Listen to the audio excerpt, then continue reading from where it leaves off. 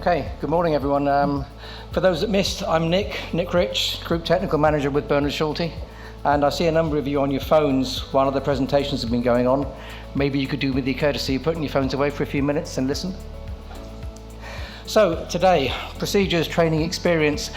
There's very little statistical evidence in this presentation. There's almost no empirical data. What I want to do is get people talking.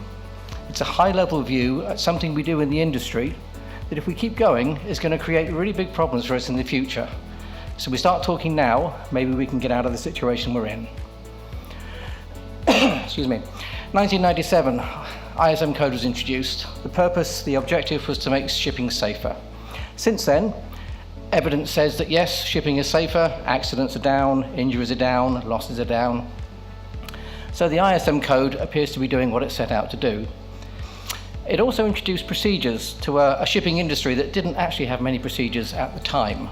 Certainly when I sailed, and I sailed with 3 different companies, we never had procedure manuals on board. ISM code changed things. And when it started in 1997, these manuals were quite small. They weren't very big, but they grew, and they grew really, really quickly because people realized how easy it was to write procedures. To the extent that in the early 2000 noughts, an investigation into a car carrier fire in the Arabian Gulf identified an SMS that was too extensive for the crew to understand as one of the principal causes of that fire. So they were growing. The problem was starting even a few years after the ISM code was introduced. So what we do now, generally, if anything happens, one of the first things we do is we write a procedure. Okay, something's gone wrong, write a procedure, it'll fix it. Yeah, oh, I see a smile there. Someone knows what I'm talking about. We all do it. The whole industry, we're geared up to it. Excuse me. And there's lots of different things that give us input into things that are not going right on our ships. So lots and lots of things causing us to write more and more procedures. And of course, procedures are not terribly good because they add complexity. Interestingly, the oil majors, and you see them represented there through management self-assessment and OCIMP, their objective is to make things in the industry simpler. The problem is, every recommendation they issue leads to 1, maybe 2 or more new procedures. So suddenly we're seeing more and more procedures being written, things are getting more and more complicated. And the problem with procedures is they introduce a training requirement. Complex system, we need more training. So as an industry, we're writing more procedures, we're introducing a requirement for more training. It's happening. Sometimes we even had the training without the procedures. Now how's that for a win? So what we're doing, we're making life much more complex, perhaps than it needs to be. So of course training becomes quite important in those situations. So let's look at training. What did we do back then before the ISM code was invented? Because shipping did exist then. What we did was we used the crew experience on board to train new people. The more experienced crew members trained the less experienced crew members. It's a type of training called sitting next to Nelly. And anybody who hears that phrase never forgets it because it's wonderful, but it actually exists. It's part of a recognized suite of tools that you can use to train people. Sitting next to Nelly. And how it would work, here's a picture of my first ship. In Jeddah, November 1981. I was a 16-year-old first trip cadet on the ship. I did everything on that ship that the deck crew did. I learnt it, I was trained in it, and then I did it for myself, but I did it under the watchful eye of the carpenter, because he was assigned to look after the first trip cadets. But it was easy then because we had bigger crews, so there was more facility to do training and mentoring. That was then. Now we have a problem, because we don't do training on board as such, not within the crew, we deliver it externally. And most of the reasons for this are we don't often have the experience on board, and the crew generally don't have time to train each other. So what do? We put a training officer, training master, training chief, whatever you want to call them. We put a stranger on board, and that stranger trains the crew. If they're lucky, they get trained during their watch periods. If they're not, they get trained outside their watch periods. So then suddenly we run into rest hour issues, quite possibly. Or if they're trained during their watch, then someone has to do the job that they were supposed to be doing. So we do training on top of a full day job. What results do we expect to see from that? Are we really expecting anything good? Captain, I forget his name, unfortunately, from Inter-Orient, made a really good point. Fadia, Hands-on training on board is the best way of training. There's no way around it. But on top of a full day job, it's not going to be as effective as we think it might be. And what happens when we change the crew? All the training we've delivered goes down the gangway and goes home. And suddenly there's a whole bunch of new people on the ship that haven't had this training. Ah, I see some more heads nodding over there. Yeah, good, okay. Talking to the converted. So I was good. Okay, so we have a situation now. Oh, no, I forgot this bit. This is good. We had a situation last year in Bernhard Schulte. We were getting warning signs about enclosed space entry. No fatalities, nothing serious, but the warning signs were there that if we didn't do something, we were going to have a problem. So we went for it. Office training, shipboard training, ship visits, office visits, you name it, anybody going anywhere did enclosed space entry training. One ship in particular, it had 6 visits in 6 months. 3 weeks after the last visit, we had a SIRE inspection. One of the observations, enclosed space entry procedures not being followed. 6 months of training, all these visits. What happened? We changed the chief engineer and chief officer in between the last office visit and the SIRE inspection. So we completely removed the effectiveness of the training that we'd done. So training it's something we need to do, but there are hazards and drawbacks to it. So today, great, job done. I've delivered my training. I've fixed the problem, give me the cargo.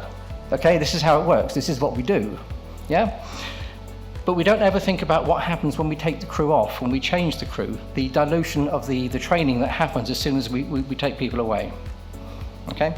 Training, I believe, is at risk of becoming the same as when you see safety first stenciled on the front of an accommodation. When the ISM code was first introduced, this was often looked at and people would say, yeah, that company has said, stencil safety first on the front of the accommodation.